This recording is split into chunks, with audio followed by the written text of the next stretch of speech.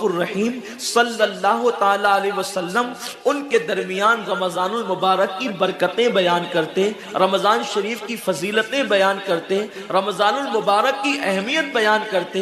ایک مرتبہ اللہ کے محبوب مصطفیٰ جان رحمت صلی اللہ علیہ وسلم فرماتے ہیں، اے میرے صحابہ، اب تم پر ایک ایسا مہینہ جلوگر ہونے والا ہے کہ جس کی پہلی رات کی شان یہ ہے، جس کی پہلی رات کا مقام اور مرتبہ یہ ہے کہ جب ماہ رمضان کی پہلی رات آتی ہے تو آسمانوں کے دروازے کھول دیے جاتے ہیں، جنت کے دروازے کھول دیے جاتے ہیں، جہنم کے دروازے بند کر دیے جاتے ہیں، اور عرش کے نیچے سے ایک ہوا چلتی ہے، اور وہ ہوا جب رحمت کی ہوا چلتی ہے تو اللہ اس رات اپنے بندوں کو پیار کی نظر سے دیکھتا ہے، محبت کی نظر سے دیکھتا ہے، اور اللہ کی محبت کی نظر جس بندے پر پڑ جاتی ہے اللہ اس پر جہنم کی آگ کو حرام فرما دیتا ہے۔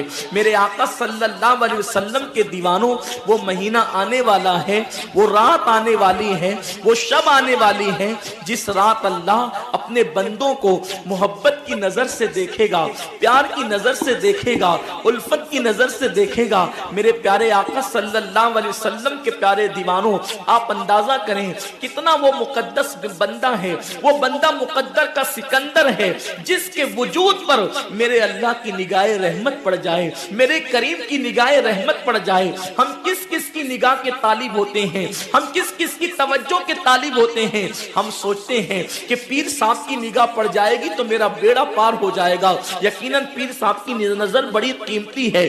دیوان شاہ بابا کی نظر پڑ جائے گی تو میری تقدیر بدل جائے گی، یقیناً اللہ کا ولی بڑی شان والا ہے۔ غوث پاک کی نظر پڑ جائے گی تو میرا بیڑا پار ہو جائے گا۔ اندازہ تو کریں، جس پر اللہ کی نگاہ رحمت پڑ جائے، اور وہ رمضان شریف کی پہلی رات میں ہوتا ہے کہ اللہ اپنے بندوں کو پیار کی نظر سے دیکھتا ہے، اللہ اپنے بندوں کو محبت کی نظر سے دیکھتا ہے، اور خدا کی نگاہ رحمت جس پر پڑ گئی پھر اس کو جہنم کی آگ چھو نہیں سکتی، اس کو جہنم کی آگ جو ہے اس کو جلا نہیں سکتی۔ لیکن کتنے افسوس کی بات ہے، ماہ رمضان شریف کی ایسی برکت والی رحمتوں بھری رات آتی ہے، اور وہ پہلی رات آتی ہے، اور اس رات میں ہم کیا کر رہے ہوتے ہیں؟ اس رات میں ہمارا حال یہ ہوتا ہے کہ ہم ہوٹل پہ بیٹھ کر ٹائم پاس کر رہے ہوتے ہیں، اس وقت ہم گھروں کے اندر بیٹھے ہوتے ہیں اور وقت کو ضائع کر رہے ہوتے ہیں۔ اور اب تو حال یہ ہو گیا ہے کہ ساری چیزوں سے تعلق توڑ کر ہم نے سارے رشتے اپنے موبائل سے جوڑ لیے ہیں۔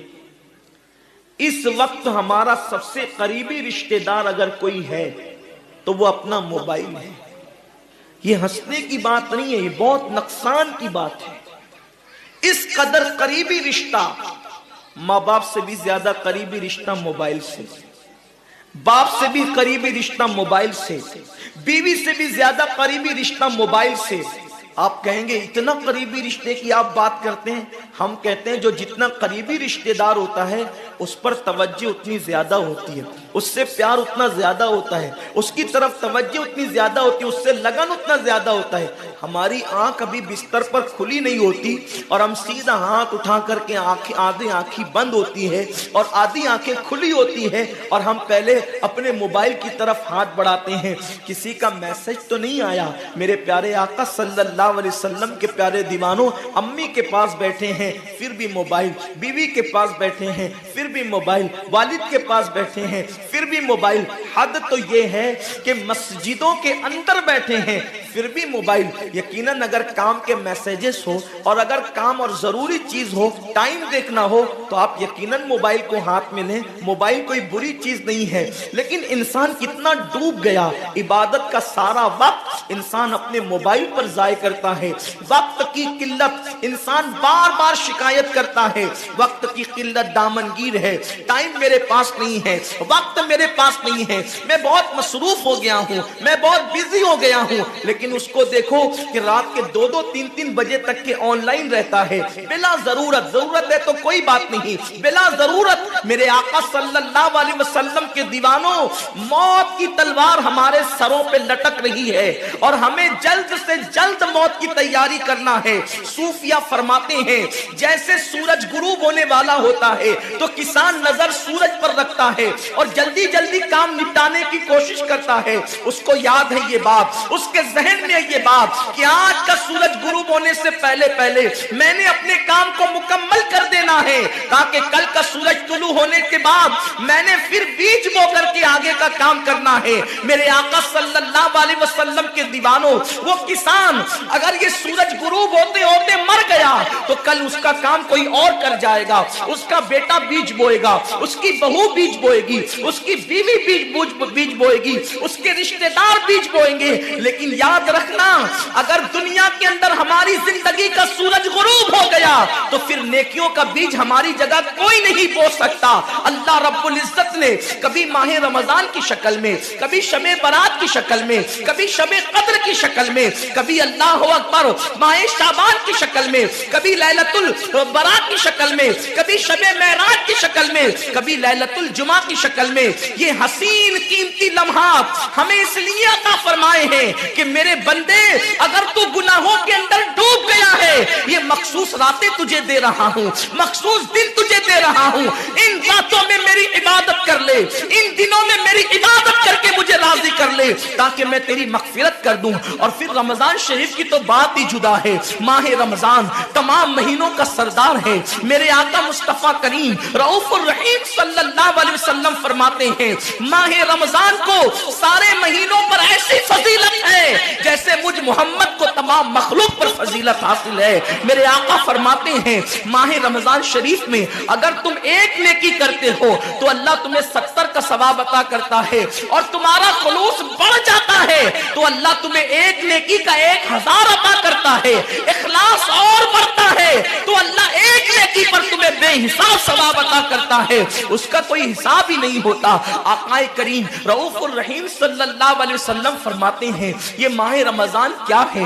اللہ کے محبوب مصطفیٰ کریم صلی اللہ علیہ وآلہ وسلم ماہ رمضان شریف کے روزوں کی اہمیت بیان کرتے ہوئے فرماتے ہیں کہ ماہ رمضان شریف کا ایک روزہ اگر کوئی چھوڑ دے اور پھر ساری زندگی اس کے بدلے میں روزہ رکھے تو ساری زندگی کے روزے اس ایک ماہ رمضان کے روزے کے برابر نہیں ہو سکتے۔ یہ ماہ رمضان شریف کے روزے کو فضیلت حاصل ہے، اور اللہ کے حبیب صلی اللہ علیہ وسلم فرماتے ہیں جو ماہ رمضان شریف میں عبادت کر کے اپنی بخشش نہیں کروا سکتا، اپنی مغفرت نہیں کروا سکتا، پھر اس کو کبھی موقع نہیں ملتا کہ وہ اپنی مغفرت کا سامان کرے۔ آقا کریم صلی اللہ علیہ وآلہ وسلم فرماتے ہیں کہ سال بھر تک ماہ رمضان شریف کے لیے جنت کو آراستہ کیا جاتا ہے، جنت کو سجایا جاتا ہے، جنت کو سنوارا جاتا ہے، اور آقا کریم صلی اللہ علیہ وسلم فرماتے ہیں بڑی بڑی آنکھ والی حوریں اللہ کی بارگاہ میں عرض کرتی ہے میرے کریم ہمیں ان کی دلہن بنانا جو ماہ رمضان شریف میں تیری عبادت کرتے ہیں، ہمیں ان کے نکاح میں دینا جو ماہ رمضان شریف کی راتوں کو جگ کر کے تجھے منانے کی کوشش کرتے ہیں۔ آقا کریم صلی اللہ علیہ وسلم فرماتے ہیں اگر کوئی بندہ ماہ رمضان میں زنا سے بچے، شراب سے بچے، جھوٹ سے بچے، کسی کو تہمت لگانے سے بچے، اور ماہ رمضان شریف کا احترام کرتے ہوئے گناہوں سے بچے تو اللہ تبارک و تعالی ہر رات کے بدلے، رمضان شریف کی ہر رات کے بدلے 100 حوروں کے ساتھ اس کا نکاح فرمائے گا۔ یعنی 30 راتیں ہیں تو 100 حوروں کے ساتھ اس کا نکاح ہوگا۔ اور آقا کریم صلی اللہ علیہ وسلم فرماتے ہیں ماہ رمضان شریف کا احترام جو کرے اور احترام ماہ رمضان میں جو لغویات اور خرافات کو ترک کر دے، جو گناہوں کو چھوڑ دے، زنا کو، شراب کو، جھوٹ کو، بہتان تراشی کو چھوڑ دے، آقا فرماتے ہیں اس رمضان شریف کا احترام کرنے والے کے لیے اللہ نے جنت میں ایک ایسا محل بنایا ہے۔ اس محل کا حال یہ ہے کہ دنیا کے سارے اولین اور آخرین یعنی آدم سے لے کر آخری آنے والے تک انسان تک اگر سارے اس محل کے اندر داخل ہو جائے تو بھی اس محل کی اتنی ہی جگہ وہ لیں گے جتنی مٹی کی بکرے کی ران آپ کسی مکان کے اندر رکھتے ہیں تو بکرے کی ران کتنی جگہ گھیرتی ہے؟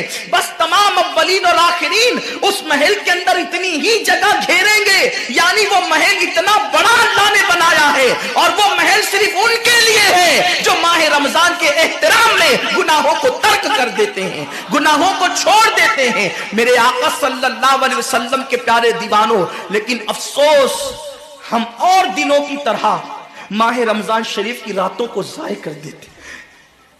تاجروں کا سیزن آتا ہے تو تاجر پہلے سے تیاری کرتے ہیں کہ اس سیزن کے اندر میں نے مالدار بننا ہے، اتنا مال میں نے کمانا ہے کہ پھر میں نے سارے سال گھر میں بیٹھ کر کے کھانا ہے۔ ٹیلر لوگ تیاری کرتے ہیں، عید کے موقع پہ اتنی محنت کریں گے رات دن کہ سال بھر اگر کوئی کسٹمر نہ بھی آئے تو وہ گھر بیٹھ کے آرام سے کھا سکے۔ کپڑے والے سوچتے ہیں کہ سیزن آئے گا، جو بھی سیزن ان کا آتا ہے اتنا کمائیں گے کہ سال بھر بیٹھ کے کھائیں گے۔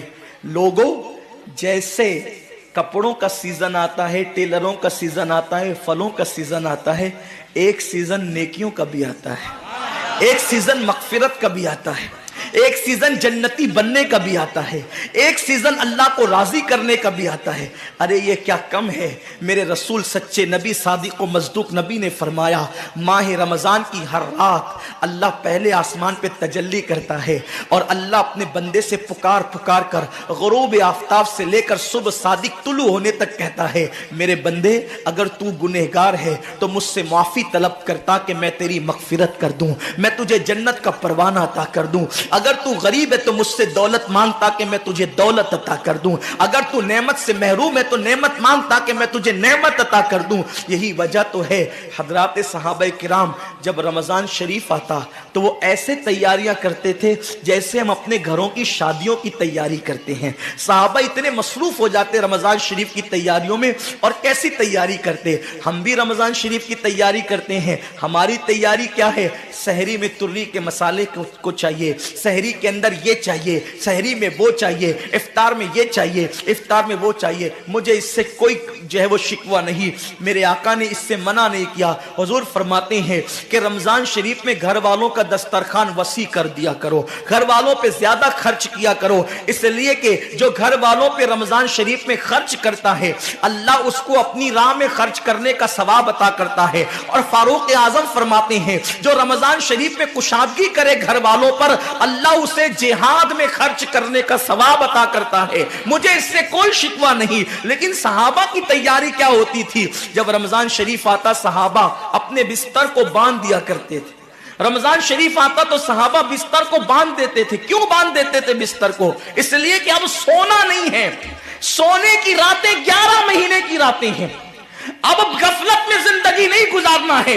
بلکہ راتوں کو جگ کر دن کو جگ کر اللہ کی اتنی عبادت کرنا ہے کہ عبادت کا سیزن آ گیا۔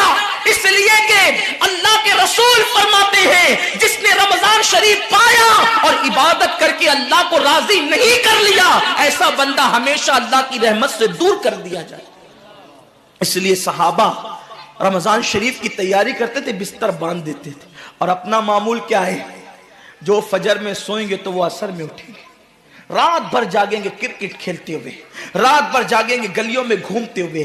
میرے آقا صلی اللہ علیہ وسلم کے دیوانوں، بہت قیمتی وقت آ رہا ہے، بہت قیمتی مہینہ آ رہا ہے۔ یہ وہ مہینہ ہے جو جہنمیوں کو جنتی بناتا ہے۔ آقا کریم صلی اللہ علیہ وسلم فرماتے ہیں ہر افطار کے وقت اللہ 60,000 ایسے جہنمیوں کو جہنم سے آزاد کر کے جنتی بناتا ہے جن کا جہنمی ہونا واجب ہو گیا تھا۔ اور ایک مقام پہ فرماتے 5 لاکھ جہنمیوں کو ہر افطار کے وقت جہنم سے آزاد کیا جاتا ہے۔ اور اسی پہ بس نہیں، حضور فرماتے ہیں جب شب جمعہ آتی ہے ماہ رمضان کی، جمعرات کا سورج غروب ہوتا ہے، تو جمعہ کا سورج غروب ہونے سے پہلے تک ہر سیکنڈ میں 5-5 लाख जहन्नमियों को जहन्नम से आजाद किया जाता है। और जब जुमा का आखिरी वक्त आता है, आखिरी साअत आती है, मेरे करीम आका फरमाते हैं जुमेरात का सूरज गुरूब होने से लेकर जुमा का सूरज गुरूब होने तक हर लम्हे में जो 5-5 लाख को आजाद किया गया था, अब आखिरी सेकंड में जो गुरूब का वक्त होता है, जितने आजाद किए गए थे उतनों की तादाद के बराबर उस आखिरी साअत के अंदर अल्लाह अपने जहन्नमी बंदों को जहन्नम से आजाद कर देता है। कितना कीमती वक्त होता है। इफ्तार का वक्त कितना कीमती है, सहरी का वक्त कितना कीमती है, लेकिन उस वक्त भी हम कहां लगे होते। अब तो लोगों ने टीवी चैनलों पर प्रोग्रामात शुरू कर दिए, दीनी प्रोग्रामात। मुझे दीनी प्रोग्रामात अगर टीवी पे नश्र होते हैं तो उससे कोई इख्तिलाफ नहीं है।